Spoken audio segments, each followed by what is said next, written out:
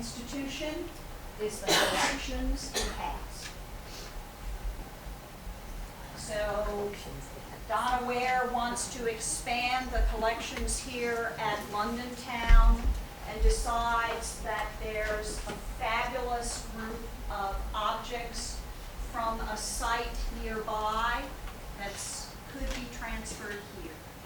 How does she decide whether to acquire those objects or not? It's an interpretive decision. Your collections can reflect the leadership of your community. Your collections can really be anything. They can reflect the leadership of your community, which says something about your community as you're interpreting your community as having upstanding, wonderful art collectors, people who care about natural history. You fill in the blanks for your own institutions. So the interpretive process begins with the very stuff you've got. From there, what do you do with the objects you've got? How do you use them? How do you exhibit them? How does that reflect what your institution is? So in essence, for example, I've got objects that relate to military campaigns in the early era of the U.S.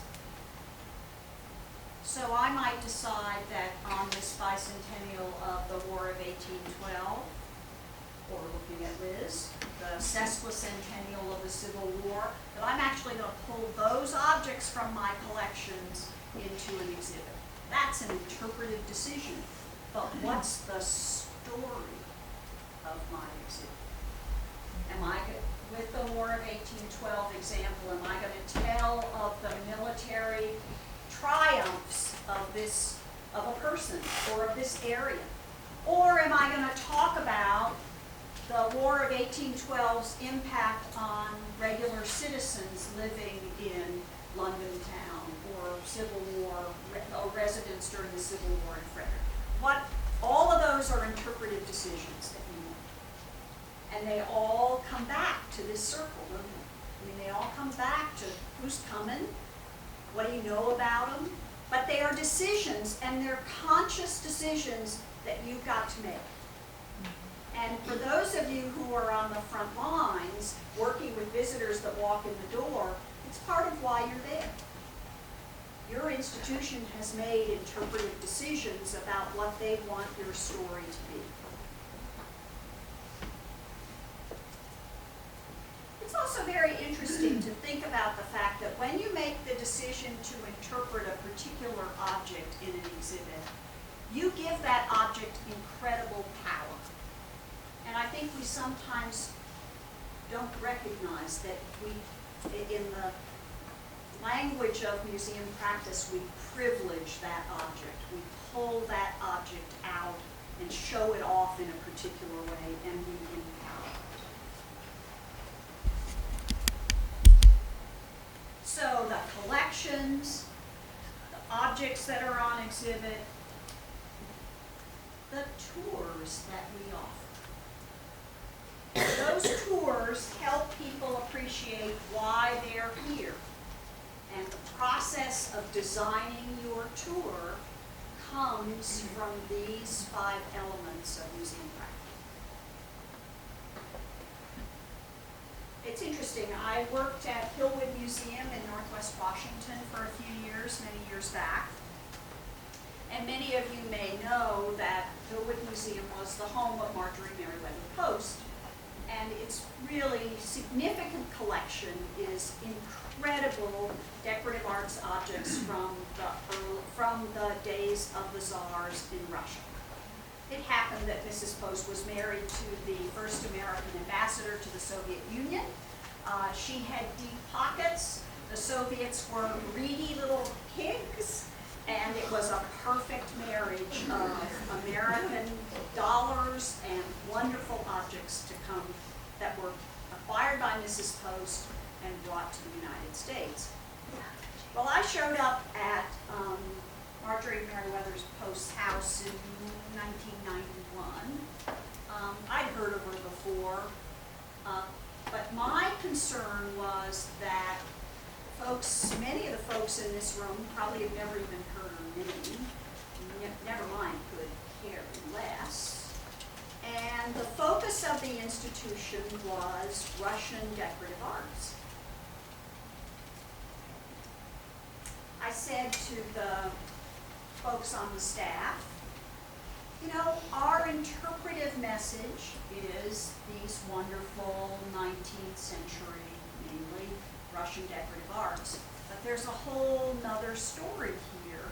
This is a 27-acre estate in Northwest Washington, built by Mrs. Post in the 1950s, complete with 2 bomb shelters, one for the residents and one for the staff. A complete estate plunked down in Washington, D.C. So as we think about the interpretive challenges and interpretive options of Hillwood Estate, do we go only to the Russian collection, or do we actually begin to interpret the estate itself and the 1950s?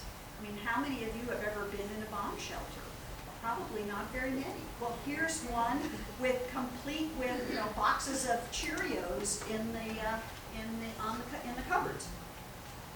Once again, that's an interpretive decision made for your tours, because we suddenly started going out of the rooms with the wonderful Fabergé decorative arts to the basement, to the bomb shelter, to where Mrs. Post had her hair washed each week with rainwater, mind you.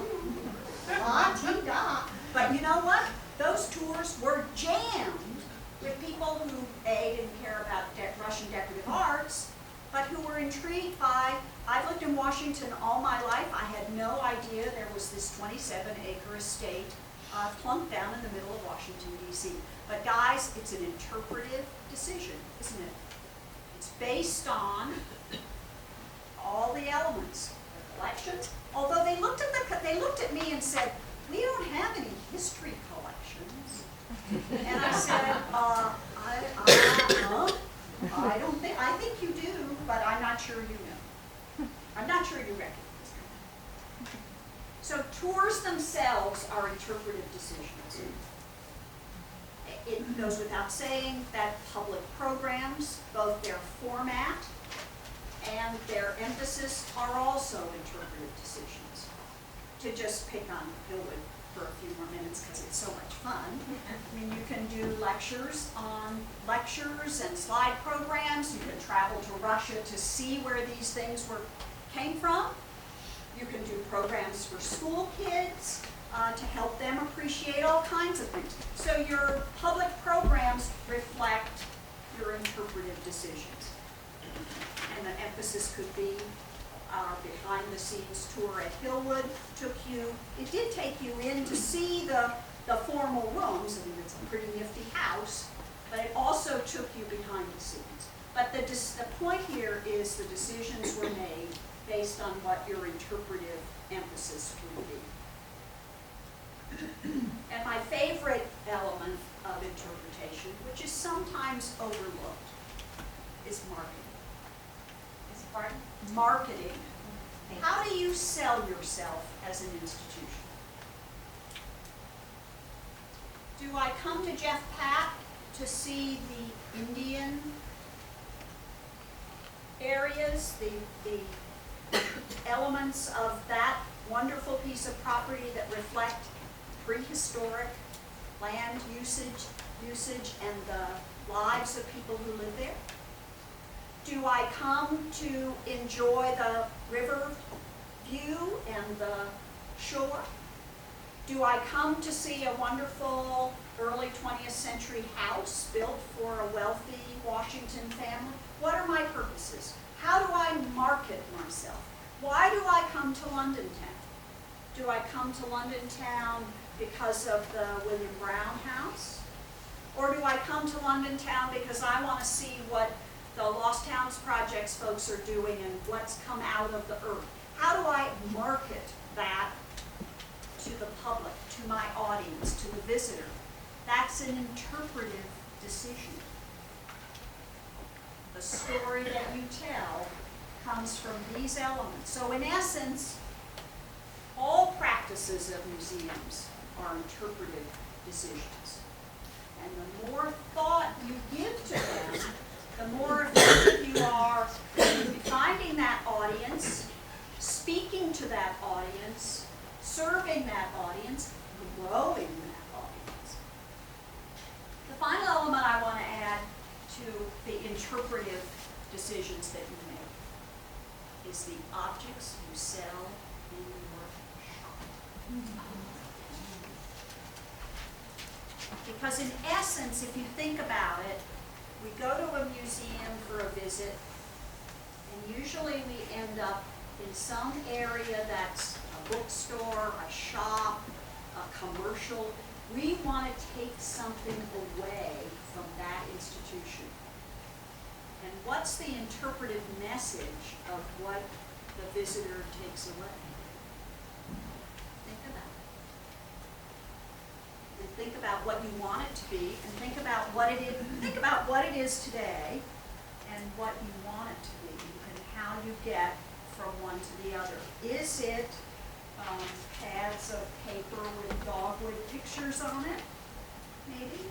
I mean, I'm not here to tell you what it is, but I'm here to tell you that it's an interpretive decision that should guide you into what it is. And that those decisions have all these elements within them.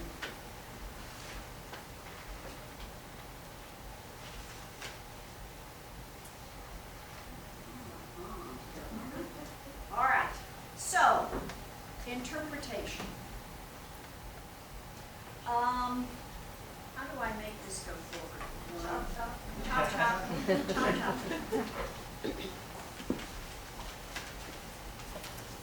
So I'm a docent,